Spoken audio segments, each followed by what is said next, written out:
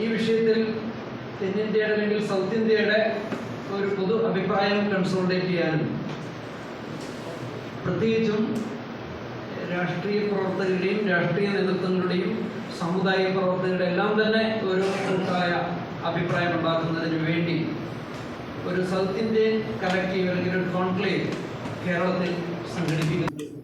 ഉപസംഹരണം എന്ന് പറയുന്നതിൻ്റെ അടിസ്ഥാനം അല്ലെങ്കിൽ അതിൻ്റെ അങ്ങനെ വേണമെന്ന് പറയുന്ന സമൂഹങ്ങളുടെ ആവശ്യമുണ്ട്. ന്യായമായ കാര്യങ്ങളുണ്ട് എന്നുള്ളതിൽ തർക്കമില്ല. പക്ഷെ അതിനുള്ള പരിഹാരമാണ് കോൺസ്റ്റിറ്റ്യൂഷൻ മാത്രമാണ്. ഒരു കാര്യം കൂടി പറഞ്ഞ് അവസാനിപ്പിക്കാം. ഈ ഉപസംഹരണവാദികൾ എത്ര പേരുണ്ടോ എല്ലായിടത്തും ഒരു നാട്ടികളും ഞാനും ഉൾപ്പെടെ നോക്കുന്നതാണ്. ആരും ഭരണഘടനയെ കുറിച്ച് ഓർത്തില്ല. കോൺസ്റ്റിറ്റ്യൂഷൻ നോക്കുക ബാധകമല്ല. അവർ വിശകലനം ചെയ്യില്ല, അതിന്റെ സെക്രട്ടറി നോക്കില്ല. അവർ ദാരിദ്ര്യ നിർമ്മാർജ്ജനത്തിന്റെ ഒരു അവബോധം ചെയ്യുന്നു. ഒരു വിഭാഗത്തെ കീഴ്ത്തത്വം ഒരു വിഭാഗത്തെ മേൽത്തത്വം തിരിക്കുന്നത് വഴി ഉപസംഹരണവാദം തന്നെ ക്രിമിനൽവാദമാണ്. രണ്ട് ഓപ്ഷനേ ഉള്ളൂ. ഒന്നുകിൽ പട്ടികജാതി ലിസ്റ്റ് ഉള്ളവാക്കുക. അപ്പം ഏതെങ്കിലും വിഭാഗത്തിനെ പട്ടികജാതിയിലേക്ക് കൊണ്ടുവരാൻ പറ്റും. അതാണ് കാര്യം. അതല്ല എങ്കിൽ അത് ക്രിമിനലാണ്. അപ്പം പദ്ധതിയല്ല. ഒരു വിഭാഗത്തിന്റെ നേട്ടങ്ങൾ തട്ടിയെടുക്കുന്ന തരവന സാമൂഹികവും സാമ്പത്തിക വിദ്യാഭ്യാസപരമായി അവസരങ്ങൾ ലഭിച്ചുകൊണ്ടിരിക്കുന്ന മറ്റു വിഭാഗം ഉണ്ട് എന്നതാണ് ആ വിഭജനത്തിന്റെ അടിസ്ഥാനം. ക്രിമിനലാണ്. വരുമാന പരിധിയുടെ അടിസ്ഥാനത്തിൽ ക്രിമിനലാവസ്ഥകളെ ഒരു വിഭാഗത്തെ മറ്റും ഒരു സമൂഹത്തെ നെടുക വളർത്തുകയാണ് എങ്കിൽ ഇത് ആ ലിസ്റ്റ് തുണ്ടെന്നുള്ളതാണ്. ഇതാണ് അതിന്റെ തിയറി.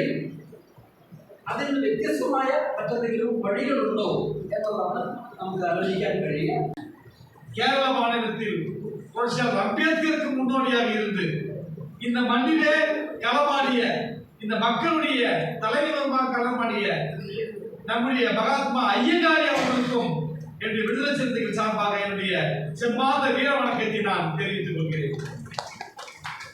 இவ்வளவு ஆண்டு காலமாக அம்பேத்கர் நமக்கு கஷ்டப்பட்டு எஸ்சி எஸ்டிகளுக்கு இடஒதுக்கீடு ரிசர்வேஷன் பெற்று தந்து இவ்வளவு நாள் நமக்காக ஏதோ ஒரு வகையில் நாம் பயன்படுத்திக் கொண்டிருக்கிறோம். 100% நாம் பயன்படவில்லை. 100% பயன்படக்கூடிய இடத்திலும் நாம் இன்னும் அரசியல் ரீதியாக நாம் இன்னும் வளரவில்லை. எத்தனையோ தலைவர்கள் உருவாகி இருக்கிறார்கள். ஆனாலும் அம்பேத்கர் கண்ட கனவு, அம்பேத்கர் இந்த மக்களுக்கு நான் என்ன செய்ய வேண்டும் என்று நினைத்தாரோ அந்த கனவை இன்னும் முழுமையாக நாம் நிறைவேறவில்லை என்பதை நாம் புரிந்து கொள்ள வேண்டும்.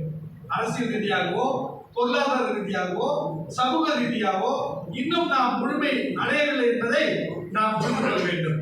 ஆனாலும் அந்த ரிசர்வேஷன்ல மண்ண போற மாதிரி ஓரளவுக்கு நாம் உயர்ந்து ஒரு தலைமுறை 2 தலைமுறை நாம் படித்து பட்டம் பெற்று வேலைக்கு வந்தால் மாதம் 10,000 ரூபாய் அல்லது வருடத்திற்கு 1 லட்சம் 2 லட்சம் வருமானம் பெற்றுவிட்டால் நீங்கள் கிரிமி லேயர்.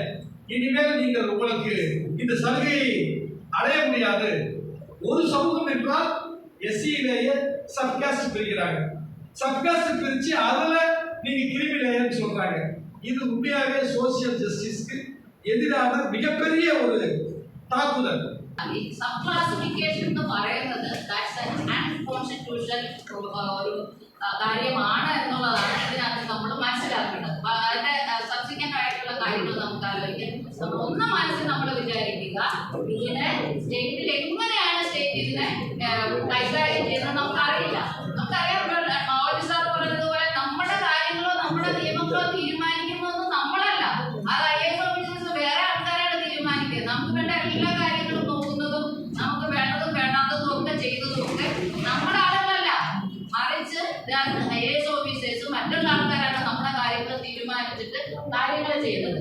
അപ്പോ ഇതിനകത്ത് എങ്ങനെയാണ് സ്റ്റേറ്റിന്റെ കയ്യിലേക്ക് ഇത് ഇട്ട് കൊടുത്തു കഴിഞ്ഞാൽ how it will be delt വിത്ത് എന്നുള്ളതാണ് വലിയൊരു ക്വസ്റ്റ്യൻ. എങ്ങനെയാ അവർ ഇത് കൈകാര്യം ചെയ്യുന്നത് നമുക്കറിയില്ല. അതായത് നമ്മളെ ടോട്ടലി അൺസെറ്റിൽ ആക്കുമെന്ന് പറഞ്ഞാൽ അതായത് correct word I have use. അതായത് ടോട്ടലി നമ്മളെ അൺസെറ്റിൽ ആക്കുന്ന ഒരു അവസ്ഥയിലേക്കായിരിക്കും നമ്മൾ വരുന്നത്.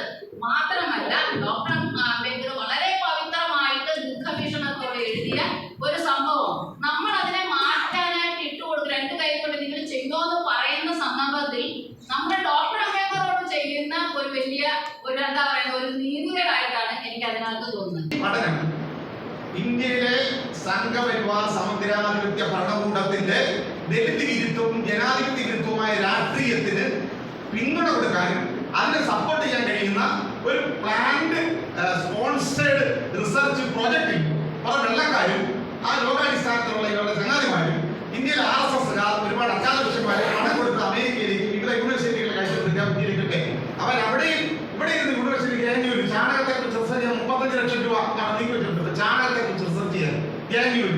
അപ്പൊ ഇങ്ങനെ ഈ അക്കാദമിക്സ് എന്ന് പറയുന്നത് ഒരു കള്ളത്തരമാണ്. ഭൗതികമായിട്ടുള്ള വലിയ തരത്തിലുള്ള ഒരു വഞ്ചനയാണ് അവർ കാണിക്കുന്നത്. ഇത് നമുക്ക് സ്വീകാര്യമല്ല. ദളിതരെ സംബന്ധിച്ച് പറയാനുള്ള അവകാശം ഇവിടെ നിങ്ങൾ എടുക്കല്ലേ. ഞങ്ങൾ എന്ത് നേടി, ഞങ്ങളുടെ അവസ്ഥ എന്താണ്, ഞങ്ങൾ എങ്ങനെ പുരോഗമിക്കണം എന്ന് പറയാനുള്ള റൈറ്റ്സ് പോലും നമുക്ക് തരാതെ അതുകൂടി അവരെടുക്കുക. അതുകൊണ്ട് ഈ പൊട്ട ഗവേഷണങ്ങളൊന്നും വെച്ചുകൊണ്ട് അത് റഫറൻസ് ആക്കിക്കൊണ്ട് വിധി വന്നാൽ നമുക്ക് അംഗീകരിക്കാൻ നമുക്ക് അതൊരു ബാധ്യതയില്ല. Social research Dalit community organic നമ്മുടെ ഇന്റലിജൻസ് ഉണ്ട്. അത്തരം ഓർഗാനിക് ഇന്റലിജൻസ് റിസർച്ച് പോലെയാണ്. അത്തരം പഠനങ്ങളൊന്നും ഇവിടെ നടക്കുന്നില്ല. ഇപ്പൊ അധികാരക്കാരെ കുറിച്ചുള്ള പഠനം ഒരു രസകരമാണ്. കേരള യൂണിവേഴ്സിറ്റികളൊക്കെ കൊടുത്ത SC-കാരെ കുറിച്ച് എന്തെങ്കിലും പഠിച്ചാൽ പെട്ടെന്ന് PhD എടുക്കുമെന്നുള്ളത് പൊട്ടത്തരങ്ങൾ എഴുതി വെച്ചിട്ട് നേരെ ഡോക്ടറേറ്റ് എടുക്കുന്ന കുറച്ച് പിള്ളേരുണ്ട്. അത് കോട്ട് ചെയ്യും. പിന്നെ അതൊക്കെ അംഗീകരിക്കാൻ പറ്റുമോ?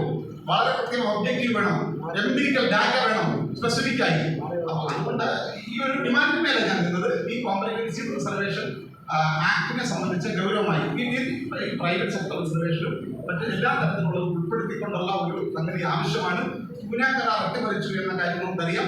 പകരം ഇനി എന്ത് ചെയ്യണം? തിരിച്ചത് ചോദിച്ചാൽ നമുക്ക് കിട്ടത്തില്ല. പക്ഷെ അതിന് പരിഹാരം എന്ന് പറയുന്നത് റെപ്രസെന്റേഷൻ എന്ന് പറയുന്ന മെക്കാനിസം. നമുക്കിപ്പോ കുറച്ച് നമ്മളെ പ്രതികരിക്കുന്നുണ്ടോ? ഇല്ല.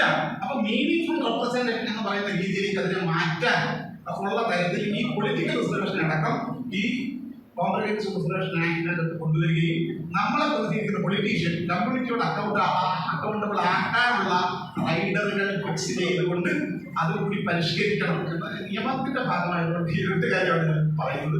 ഗവൺമെന്റ് ഓഫ് ഇന്ത്യ സ്റ്റാൻഡില് ഒന്ന് എന്ന് പറഞ്ഞിട്ടുണ്ടെങ്കിൽ നമ്മുടെ അറ്റോർണി ജനറൽ പറഞ്ഞതാണ്. അതായത് ഈ സബ് ക്ലാസിഫിക്കേഷൻ എന്ന് പറഞ്ഞത് ആർട്ടിക്കിളിന്റെ 341 കീഴിലുള്ള പദവി ഏകദാന പദവി മാത്രമല്ല, അത് എപ്പോഴും സ്റ്റാറ്റിക് ആയിട്ട് ചേഞ്ച് ചെയ്യാം. വേറൊരു ഗവൺമെന്റ് ഓഫ് ഇന്ത്യയുടെ വക്കീലാണ് അറ്റോർണി ജനറലിന്, അല്ല നമ്മുടെ സോളിസിറ്റർ ജനറൽ തുഷാർ മേത്ത പറഞ്ഞതാണ്, equality is not a static concept.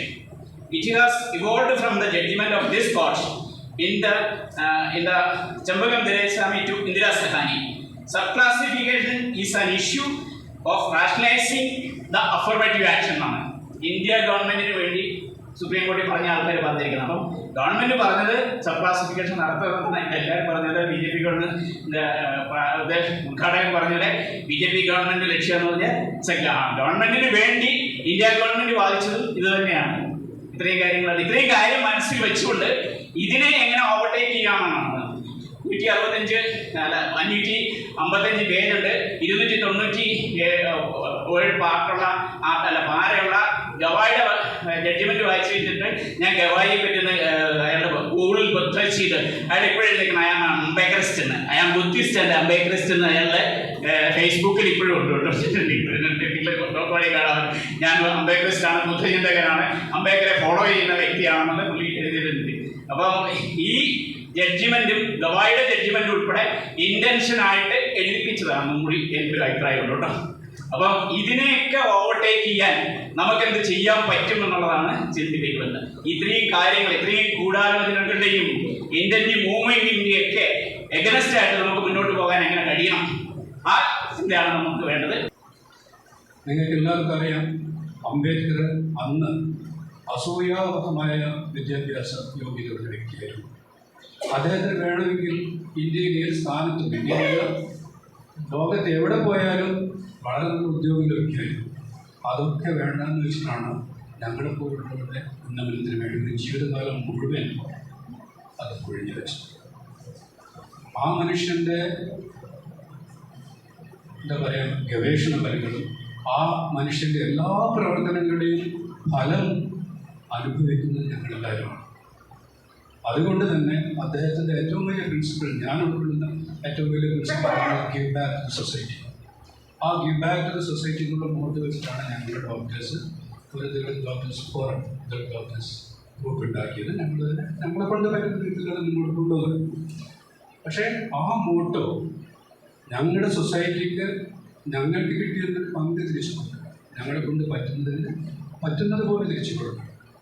ഈ അവസ്ഥയിൽ നമുക്ക് തിരിച്ചു കൊടുക്കാൻ പറ്റുന്നത് ഈ സുപ്രീം കോടതി വിധി എങ്ങനെ നമ്മുടെ സമൂഹത്തെ ബാധിക്കും, അതിൻ്റെ പ്രത്യാഘാതങ്ങൾ എന്തായിരിക്കും, അതിനെ ചെറുത്ത് തോൽപ്പിച്ചില്ലെങ്കിൽ ഞങ്ങളുടെ വരും തലമുറ അനുഭവിക്കാൻ പോകുന്ന ഭവിഷ്യത്തുകൾ എന്തായിരിക്കും എന്നതിനെ പറ്റി വ്യക്തമായ ബോധവൽക്കരണം നടത്തി തെരുവിലിറങ്ങണമെങ്കിൽ തെരുവിലിറങ്ങുക, കോടതി വഴിയാണെങ്കിൽ കോടതി വഴി രാഷ്ട്രീയപരമായിട്ടുള്ള അങ്ങനെ ഇതിനെ നേരിടാൻ തയ്യാറെടുക്കുക എന്നതാണ്.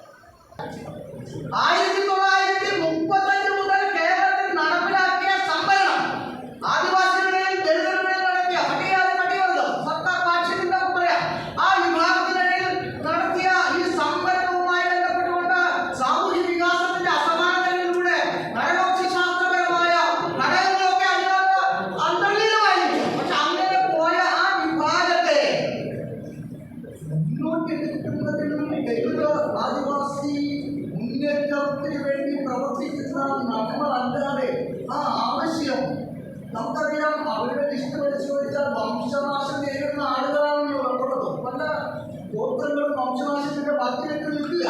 സംവരണം ഇല്ലാതാകാൻ പോകുന്ന ഒരു സന്ദർഭത്തിലാണ് ഉപയോഗിക്കുന്നത്. അവിടെ എന്താണ് ഒരു മാർഗം?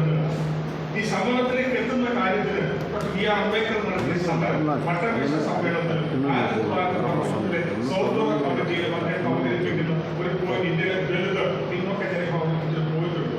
പ്രാതിനിധ്യം ഉണ്ടാവുക, ഇന്ത്യയിലെ മുഴുവൻ ജനങ്ങൾക്കും പ്രാതിനിധ്യം ഉണ്ടാവുക. ആ പ്രാതിനിധ്യം കാരണം ഈ സംവരണത്തെക്കാൾ കുറച്ചുകൂടെ ശക്തമായ ഒരു ചൂടാണ് പ്രാതിനിധ്യം എന്ന്. അതായത് ഒരു ജനതയുടെ അവന്റെ ജീവിതത്തിന്റെ സമഗ്രമായ കണക്കുകൾ, അത് സമ്പത്ത് മാത്രമല്ല, സാംസ്കാരികവും സാമൂഹികവും അധികാരവും വിദ്യാഭ്യാസവും ജീവിതത്തിന്റെ നിലപാടുകൾ ജനസംഖ്യ ഉൾപ്പെടെ ഉള്ള കണക്കുകൾ എടുത്തുകൊണ്ട് അവർക്ക് പ്രാതിനിധ്യം ഇന്ത്യൻ ഭരണഘടനയിൽ തുല്യമായ പ്രാതിനിധ്യം കൊടുക്കുക എന്നുള്ളത്. ഈ കേരളത്തിൽ ഈ സബ് ക്ലാസിഫിക്കേഷൻ വരുമ്പോൾ ഈ പറയുന്ന സബ് ക്ലാസിഫിക്കേഷൻ വരുന്ന ആദിവാസി വിഭാഗത്തിൽ പട്ടികജാതിയിലെ ദരിദ്രരായ ചില വിഭാഗങ്ങളും ഈ സംവരണം അട്ടിമറിക്കപ്പെടുമ്പോൾ ഇന്ന് വീണ്ടും അട്ടിമറിക്കപ്പെടുക, സംവരണം നഷ്ടപ്പെട്ടുകൊണ്ടേയിരിക്കുക. ഈ ഉപസംവരണത്തെ തന്നെ ടാർഗറ്റ് ചെയ്യുന്നതിന് പകരം സംവരണ അട്ടിമറിയെ, അതായത് ക്രീമി ലെയറൊക്കെ നടപ്പിലാക്കിക്കൊണ്ട് സംവരണത്തെ അട്ടിമറിക്കാനുള്ള ഈ സുപ്രീം കോടതി വിധിയെ നമ്മൾ എതിർക്കുകയും അതോടൊപ്പം തന്നെ ഈ ഉപസംവരണം ആവശ്യപ്പെടുന്ന വിഭാഗത്തിലടക്കം കൂടെ നിർത്താൻ, അത് നമ്മൾ മറ്റു കാര്യങ്ങൾ പറഞ്ഞാലും തന്നെ അത് ആ ഒരു വിഭാഗത്തിൻ്റെതായ പ്രശ്നങ്ങൾ ജനുവിനായതുകൊണ്ട് തന്നെ അത്തരം ഒരു വിഷയം നിലനിൽക്കുന്നതുകൊണ്ട് തന്നെ അത്തരം വിഭാഗങ്ങളെ കൂട്ടിക്കൊള്ളണമെങ്കിൽ കൃത്യമായും ജാതി സെൻസസിൻ്റെ വിഷയം നിലനിർത്തണം. കാരണം ഈ യഥാർത്ഥത്തിൽ എന്തുകൊണ്ടാണ് ഈ വിഭാഗങ്ങൾക്കിടയിൽ അല്ലെങ്കിൽ പ്രാതിനിധ്യം ആവശ്യമായിട്ടുള്ള തരത്തിലേക്ക് എത്തിച്ചേരാത്തത്? ഇന്ന് നിലനിൽക്കുന്ന പ്രാതിനിധ്യം അത് ഉദ്യോഗത്തിലായാലും അധികാരത്തിലായാലും വിദ്യാഭ്യാസത്തിലായാലും ജനസംഖ്യാനുപാതികമായി അർഹതപ്പെട്ടതിനേക്കാൾ എത്രയോ മടങ്ങ് അധികമായി മറ്റു വിഭാഗങ്ങൾ കൈവശം വെച്ചിരിക്കുന്നതുകൊണ്ടാണ്. അപ്പോൾ ഇന്ന് ഇവിടുത്തെ പട്ടികവർഗത്തിലെ ചില വിഭാഗങ്ങളുടെ അവസരമില്ലായ്മ അല്ലെങ്കിൽ അവ അവഗണിക്കപ്പെടുന്നതിൻ്റെ വിഷയം ആ വിഭാഗത്തിലുള്ളവർ കൂടുതലായി വരുന്നതുകൊണ്ടല്ല, മറിച്ച് മറ്റ് വിഭാഗങ്ങൾ ഏറ്റവും കൂടുതലായി ഇത് കൈയടക്കി വെച്ചിട്ടുള്ളതാണ്. അതാണ് പുറത്തു കൊണ്ടുവരേണ്ടത്. ഇന്ത്യയിൽ സ്വാതന്ത്ര്യം കിട്ടുന്നതിന് മുമ്പ് തന്നെ ജാതി വ്യവസ്ഥ നിലനിന്നിട്ട് അതിൽ എത്രമാത്രം മാറ്റമുണ്ടായി എന്ന് പരിശോധിക്കപ്പെടുമ്പോൾ മാത്രമാണ് നമുക്ക് ഇത്തരം കാര്യങ്ങളോടൊരു മറുപടി പറയാൻ അറിയുള്ളൂ എന്നുള്ള യാഥാർത്ഥ്യം നിലനിൽക്കുന്നു. കാരണം ക്രീമി ലെയർ നടപ്പാക്കുന്നത് കൊണ്ട് യഥാർത്ഥത്തിൽ അതോടൊപ്പം തന്നെ ഉപജാതിയെയും നമ്മൾ തള്ളിക്കളയുന്നു എന്ന് പറയുന്നതിലല്ല കാര്യം. മറിച്ച് അംബേദ്കർ പറഞ്ഞ ഏക കാര്യം ജാതി ഉന്മൂലനത്തിലൂടെ ഇന്ത്യയിൽ ജാതിയില്ലായ്മ എന്ന് ചെയ്യാനാകുമോ, അല്ലെങ്കിൽ അങ്ങനെ പൂർത്തീകരിച്ചുകൊണ്ട് പുതിയ മനുഷ്യൻ സൃഷ്ടിക്കാനാകുമോ അന്ന് മാത്രമാണ് പ്രൈമറി ഇന്ത്യയും ഡെമോക്രസിയും മനുഷ്യനും ഉണ്ടാകുന്നുള്ളൂ എന്നുള്ള യാഥാർത്ഥ്യം നമ്മൾ ഓരോരുത്തരും തിരിച്ചറിയും. ആ റിസർവേഷൻ വിഷയം ടേബിളിനെ തന്നെ വളരെ നശിപ്പിച്ചു കളഞ്ഞിരിക്കുന്ന ഒരു അവസ്ഥയാണ്. വളരെ മനോഹരമായി കൊണ്ടുവന്ന അഫർമേറ്റീവ് ആക്ഷൻ എന്നൊക്കെ പല രീതിയിൽ പറയും. പക്ഷെ അതിനകത്ത് ഒരു പ്രാതിനിധ്യം എന്നുള്ള അധികാരത്തിന്റെ പ്രാതിനിധ്യം എന്നുള്ള ആ ഒരു അവധിയിലേക്ക് കൊണ്ടുവരുന്നതിന് വേണ്ടിയിട്ടുള്ള ആ അതിനെ വളരെ നശിപ്പിച്ചു കളഞ്ഞിരിക്കുകയും. അപ്പൊ ഈ ഇതിനെ നമുക്ക് മറികടക്കാൻ നമുക്ക് പൊളിറ്റിക്കൽ കമ്മിറ്റഡായി നമുക്ക് പോയേ കഴിയൂ. ക്രീമി ലെയർ പ്രശ്നത്തിൽ ഒരു പോയിന്റ് കൂട്ടിച്ചേർക്കാമെന്നാണ് ഞാൻ വിചാരിക്കുന്നത്.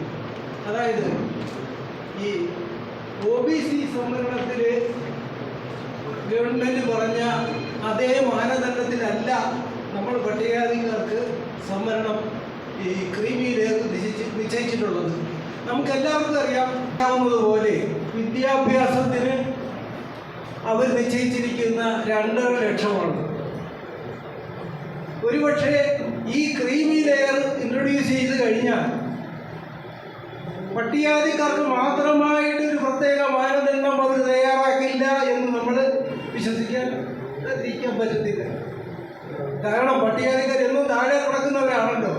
2 ലക്ഷം എന്ന് പറയുന്നത് അവരെ സംബന്ധിച്ചിടത്തോളം ചിന്തിക്കാൻ പോലും വയ്യാത്ത വലിയ എമൗണ്ട് ആണെന്നാണ് ഇവർ ധരിച്ചു വച്ചിരിക്കുന്നത്. ഇപ്പം നമ്മുടെ കുട്ടികൾ ഈ ഗ്രാൻഡ് കിട്ടാതെ 3 കൊല്ലമായിട്ട് കഷ്ടപ്പെടുകയാണ്. 3 കൊല്ലമായി. ഈ പ്രശ്നമാണ് കേന്ദ്ര ഗവൺമെൻറ് വെച്ചിരിക്കുന്ന 2.5 ലക്ഷം രൂപ എന്നുള്ള മാനദണ്ഡം.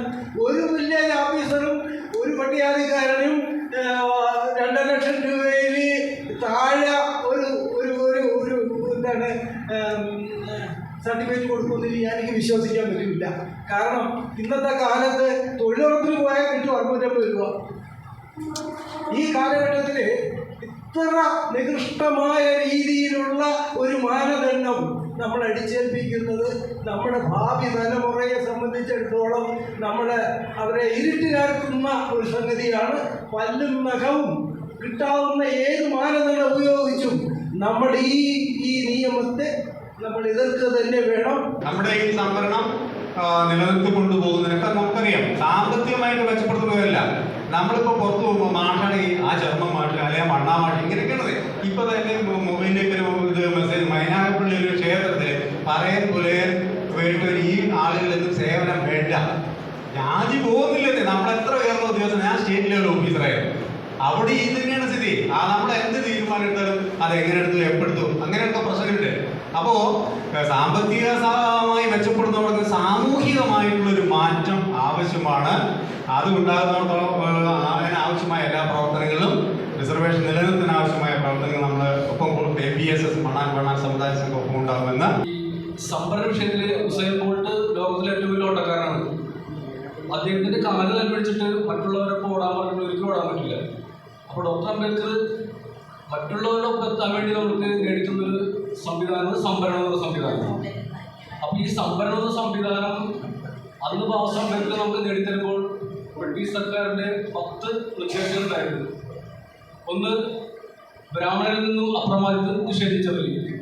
2, വേദങ്ങൾ സ്വീകരിക്കാത്തവർ. 3, ഹിന്ദു ദൈവങ്ങളെ ആരാധിക്കാത്തവർ. 4, ബ്രാഹ്മണ പുരോഹിതർ. 5, മരിച്ചുപോയ ആൾക്കാരെ കുഴിച്ചിടുന്ന ആൾക്കാർ. പശുമാംസം തിന്നുന്ന ആൾക്കാർ. അങ്ങനെ 10 കാര്യങ്ങൾ പറഞ്ഞിട്ടാണ് ബാബാ അംബേദ്കർ ഇവിടുത്തെ SC/ST ബ്രിട്ടീഷ് സർക്കാർ SC/ST എന്ന രീതിയിൽ 10 സംഭവം ഉണ്ടാക്കിയത്. ശരിക്കും പറഞ്ഞാൽ നമ്മൾ ഹിന്ദു മതത്തിൽ അഡിക്റ്റായി കിടക്കുന്ന ആൾക്കാരാണ്. ശരിക്കും പറഞ്ഞാൽ തരേണ്ട കാര്യമില്ല. അപ്പം ഇതിനൊരു സൊല്യൂഷൻ എന്ന രീതിയിൽ ബാബാ അംബേദ്കർ പറയുന്നത് നിങ്ങളുടെ പൂർവികർക്ക് തിരിച്ചുകൊണ്ട് നിങ്ങൾ വംശീയമായി ഒന്നിക്കുമെന്ന് പറയുന്നത്. അങ്ങനെ വംശീയമായി ഒന്നിക്കുമ്പോൾ നമുക്ക് ഇവിടെ ജാതിയൊന്നും ഇല്ലാതെയാവും. പറയാൻ വേണം കുലയൻ എന്നുള്ള വിഷയമൊന്നും ഇല്ലാതെയാവും. നമ്മൾ വംശീയമായിട്ട് അപ്പോൾ സദ്ദാം ഹുസൈനെ തൂക്കിക്കൊന്നപ്പോൾ ഇവിടുത്തെ മുസ്ലിങ്ങളെല്ലാവരും പ്രകടനം നടത്തി. ആ സദ്ദാം ഹുസൈൻ മുസ്ലിമാണ്. അവർ വംശീയമായിട്ടാണ് അവർ ചിന്തിച്ചത്. അജ്മൽ ഖാസിമിനെ വെടിവെച്ച് വന്നപ്പോൾ ഇടപ്പള്ളി പള്ളിയിൽ മുസ്ലിങ്ങൾ മയ്യത്ത് നിസ്കാരം നടത്തി. അസ്മൽ ഖസീബ് മുസ്ലിമാണെന്ന ചിന്തയുണ്ടായിരുന്നു. പക്ഷെ നമുക്ക് ഇതിൻ്റെ വിഷയം വരുമ്പോൾ ഇവിടുത്തെ ആദിവാസി ജനതയായിട്ടുള്ള നമ്മൾ വംശീയമായിട്ട് ഒന്നിക്കുന്നില്ല. അങ്ങനെ വംശീയമായിട്ട് നമ്മൾ എന്തൊന്നിക്കുന്നു അന്ന് ഈ വിഷയങ്ങൾക്ക് പരിഹാരം കാണും. ആഗസ്റ്റ് 1 വിധി ഇന്ത്യയിലെ പട്ടികജാതി പട്ടികവർഗക്കാരെ സംബന്ധിച്ചിടത്തോളം ഒരു സ്വയം വിമർശനത്തിനുള്ള ഏറ്റവും വലിയ അവസരമായിട്ടാണ് ഞാൻ കാണുന്നത്. കേന്ദ്ര ഗവൺമെൻറ്റിനെ സംബന്ധിച്ചിടത്തോളം നമ്മുടെ സംവരണ സാഹചര്യങ്ങൾ, സംവരണ വ്യവസ്ഥകൾ അവർ കരുതിക്കൂട്ടി മാറ്റാനുള്ള തയ്യാറെടുപ്പിലാണ്. ആ തയ്യാറെടുപ്പിൻ്റെ ഒരു ഡോസ് എന്ന നിലയ്ക്കാണ് ഉപജാതികൾക്ക് സംവരണം നൽകിക്കൊണ്ട് ക്രീമി ലെയർ സംവിധാനം നടപ്പിലാക്കാൻ വരുന്നത്.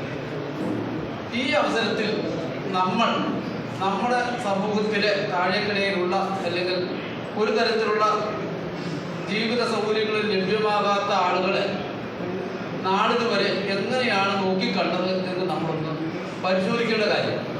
ഞാൻ ഈ പറയുന്നത് ഉപജാതി സംവരണത്തെ സ്വാഗതം ചെയ്യുകയോ അംഗീകരിക്കുകയോ ചെയ്തുകൊണ്ടല്ല, മറിച്ച് അവരെ നമ്മൾ അങ്ങനെ നോക്കിക്കാണുന്നു എന്ന് ഒരു പുനഃപരിശോധനയ്ക്ക് നമ്മൾ വ്യക്തികളും സംഘടനകളും തയ്യാറാണ്. അത് വളരെ നിർബന്ധമായിട്ടുള്ള കാര്യം. സംരംഭം അല്ലെങ്കിൽ ഈ ലോകത്തിലുള്ള ക്രിമിനലുകൾ മാത്രമല്ല, പട്ടികജാതി ലിസ്റ്റ് സംരക്ഷിക്കാനുള്ള പാർലമെന്റ് അധികാരമാണ് റദ്ദാക്കിയത്. അതാണ് പ്രധാനം. ആ അധികാരത്തെ നമ്മൾ ചോദ്യം ചെയ്യുന്നു. അതിന് ഒരൊറ്റ വഴിയേ ഉള്ളൂ. അപ്പം നമ്മളിവിടെ പറയുന്നത് റിവ്യൂ പെറ്റീഷൻ പോയിട്ട് എത്ര വർഷം കഴിഞ്ഞ് കോടതി കേസല്ലേ? അത് സംഘപരിവാർ ബെഞ്ചാണ് ഈ വിധി പ്രസ്താവിച്ചിരിക്കുന്നത്. ഒരിക്കലും നമുക്ക് നീതി കിട്ടില്ല. സംഘപരിവാറിൻ്റെ ബെഞ്ച് തന്നെയാണ് നമ്മുടെ SC/ST പട്ടികവർഗ പീഡന നിരോധന നിയമം നടത്തിയത്. സംവരണത്തിന്റെ കാര്യത്തിൽ വലിയ സങ്കീർണതകളുടെ കാര്യങ്ങൾ നമ്മൾ കേട്ടു. ജഡ്ജ്മെന്റിന്റെ പരാമർശങ്ങളെ കുറിച്ച് കേട്ടു. വിധികളുടെ പലതരത്തിലുള്ള വ്യാഖ്യാനങ്ങളെ കുറിച്ചെല്ലാം നമ്മൾ കേട്ടു. അതീവ സങ്കീർണമാണ് ഈ കാര്യമെന്നാണ് നമുക്ക് ബോധ്യപ്പെടുന്ന ഒരു കാര്യം, കേൾവിക്കാർക്ക് ബോധ്യപ്പെടുന്ന ഒരു കാര്യം അങ്ങനെയാണ്. ഇപ്പോൾ ക്രിമിനലുകളെ സംബന്ധിച്ച് ആ കാര്യത്തിൽ ആ അഭിപ്രായത്തോടൊപ്പം തന്നെയാണ് ഞാൻ സഞ്ചരിക്കുന്നത്. ക്രിമിനൽ എന്ന് പറയുന്ന സംവരണത്തിനെ അട്ടിമറിക്കാൻ പ്രയോഗിക്കപ്പെടുന്ന വളരെ പ്രധാനപ്പെട്ട ഒരു കാര്യമെന്ന നിലയിൽ ക്രിമിനൽ വാദത്തെ എതിർക്കപ്പെടേണ്ടതാണ് എന്ന് തന്നെയാണ് ഞാൻ വിചാരിക്കുന്നത്. അപ്പോൾ ആ ഒപ്പം തന്നെ പരാമർശിക്കപ്പെട്ടിട്ടുള്ള ഉപസംവരണം വലിയ ഗൗരവമുള്ള ഒരു കാര്യമാണ് എന്ന് ഞാൻ വിചാരിക്കുന്നു. നമ്മൾ കുറച്ച് വ്യക്തികളുണ്ട്. അതോടൊപ്പം തന്നെ ചരിത്രപരമായി SC/ST വിഭാഗങ്ങൾക്ക് പിന്നോക്കാവസ്ഥ പ്രധാന കാരണമായിട്ടുള്ളത് ഏറ്റവും വളരെ താല്പര്യങ്ങൾ കൊണ്ടാണെങ്കിൽ തന്നെയും നമുക്കതിനെ പ്രായച്ചിത്തം എന്ന രീതിയിലാണ് റിസർവേഷൻ നൽകിയിട്ടുണ്ട്. അതോടൊപ്പം ഇടത്തെ സമയത്ത് പറയുന്നത് സാമ്പത്തികമായിട്ട് പിന്നോക്കാവസ്ഥ ആണ് അവരുടെ ഉന്നതത്തിൽ അവരുടെ വഹിച്ചത് എന്നുള്ളതുകൊണ്ട് 10% സംഭാവന. ഇതേ വാദം ഇട്ടുകൊണ്ട് നമുക്ക് എന്തുകൊണ്ടൊരു അവകാശം ഈ പറഞ്ഞ നമ്മുടെ വിഭാഗത്തിലുള്ള പിന്നോക്ക അവസ്ഥയിൽ നിൽക്കുന്ന ആളുകൾക്ക് വേണ്ടി സ്പെഷ്യൽ റിപ്പോർട്ട് കൊടുക്കുന്ന പോലെ തന്നെ ഒരു സ്പെഷ്യൽ പെർസെൻറ്റേജിലുള്ള ഒരു സംവരണ ആവശ്യം നമുക്ക് ഉന്നയിക്കുക. അങ്ങനെയാണെങ്കിൽ നമുക്ക് ഈ വിഭാഗത്തിലുള്ള നിലവിലുള്ള നമ്മുടെ 10% ആ ശതമാനം നിലനിർത്തിക്കൊണ്ട് തന്നെ എക്സ്ട്രാ 5% സംവരണം ഈ പറഞ്ഞ ഗവൺമെന്റ് വേണ്ടി നമ്മൾക്കൂടി ഒരു അവകാശം ഉന്നയിച്ചു കഴിഞ്ഞാൽ അവർ നമ്മളെ കൂടെ നിർത്തുകയും ചെയ്യും. നമ്മളുള്ള നിലയിൽ നമുക്ക് നേടുന്ന ഈ പെർസെൻറ്റേജ് അത് നിലനിർത്തിക്കൊണ്ട് തന്നെ നമുക്ക് എന്താ കൂട്ടമായി ഇവരെ നമുക്ക് പേടിക്കും വേണ്ട, നമ്മളുടെ എതിർപ്പ് പ്രകടിപ്പിക്കുക. അങ്ങനെ ഒരു ആവശ്യം ഇതിൻ്റെ അകത്ത് ചോദ്യം. എങ്ങനെയാണ് പട്ടികജാതി വിഭാഗത്തെ സമൂഹത്തെ പട്ടികജാതിയായി ഉൾപ്പെടുത്തുന്നത്? ബന്ധപ്പെട്ട സംസ്ഥാന സർക്കാരുകൾ ആവശ്യമായി വരുന്നു.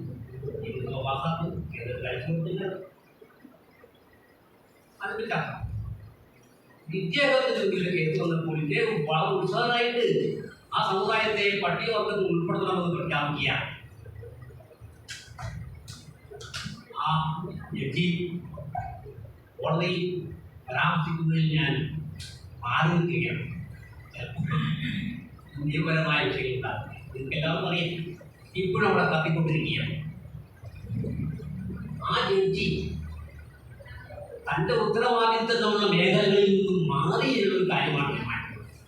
ഒരു പട്ടികജാതി ഒരു വിഭാഗത്തെ പട്ടികജാതി പട്ടികവർഗത്തിൽ ഉൾപ്പെടുത്തുക എന്നുള്ളത് അദ്ദേഹത്തിൻ്റെ അധികാരപരിധിയിലുള്ള വിഷയമല്ല. സംസ്ഥാന ഗവൺമെന്റുകളിൽ നിന്നൊരു ആവശ്യമായി ഉയർത്തി വന്ന് അത് കേന്ദ്ര ഗവൺമെന്റിലും എത്തിക്കേണ്ട രീതിയിൽ അങ്ങനെയാണ് അതിൻ്റെ വഴി. അങ്ങനെയൊക്കെ അദ്ദേഹം തൻ്റെ മുന്നിൽ വന്ന ഒരു കേസ് അടിസ്ഥാനത്തിൽ തീരുമാനിക്കുക. പിറ്റേ ദിവസം പോലെ അവിടെ കത്തിക്കൊണ്ടിരിക്കുക, മനുഷ്യൻ പിച്ചിങ് ചെയ്തുകൊണ്ടിരിക്കുക. അപ്പോൾ ഇന്ന് അതിന് ഏറ്റവും കൂടുതലെല്ലാം അംഗങ്ങളിൽ കഴിയുകയും മാറുകയും കേരളത്തിലെയും സംസ്ഥാനത്തിലെയും ഗവൺമെന്റുകൾ അതിന് മുന്നിൽ അവർക്കൊരു അറിയാമായിരിക്കും. പക്ഷെ നാം നോക്കുമ്പോൾ അവരെ നിസ്സഹാരായി മാറിയിരിക്കുകയാണ്. ഇത് ഗുരുതരമായ സാഹചര്യമാണ് ഇന്ത്യൻ സൊസൈറ്റിയിൽ ഇതിന്റെ ചാട്ടത്തെ തന്നെ സംഭവിക്കുന്നത്.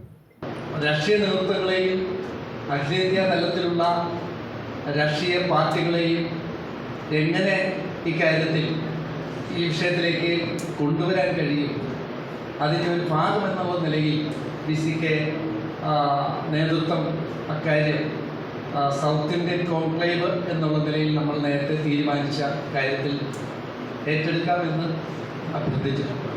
രാഷ്ട്രീയപരമായിട്ട് തന്നെ ഈ കാര്യം പരിഹരിക്കുക എന്നുള്ളതാണ് നമ്മെ സംബന്ധിച്ച് മുന്നിലുള്ള പ്രശ്നം. മറിച്ച് റിവ്യൂ പെറ്റീഷൻ കൊടുക്കാം എങ്കിലും ആ റിവ്യൂ പെറ്റീഷനിൽ ഇക്കാര്യത്തിൽ നിയമവിദഗ്ധർ പറയുന്നത് ശരിയാണ്. റിവ്യൂ പെറ്റീഷൻ നമുക്ക് തിരിച്ചായി കഴിഞ്ഞാൽ പിന്നെ നമ്മൾ എന്ത് ചെയ്യും? അതുകൊണ്ട് തന്നെ ഇക്കാര്യത്തിൽ രാഷ്ട്രീയപരമായിട്ടുള്ള ശക്തമായിട്ടുള്ള ഇടപെടലുകൾ എങ്ങനെ നമുക്ക് പാർലമെൻറ്റിൽ നടപ്പാക്കാം, പാർലമെൻറ്റിൽ കൊണ്ടുവരാം എന്നുള്ളതാണ് ഈ കാര്യത്തിൽ നമുക്ക് അത്യന്താപേക്ഷിതമായിട്ടുള്ളത്. അതുകൊണ്ട് തന്നെ ഇന്ന് കൂടുന്ന ഈ യോഗത്തിൽ നമ്മൾ ഈ കാര്യം വളരെ ശക്തമായിട്ട് തന്നെ മുന്നോട്ട്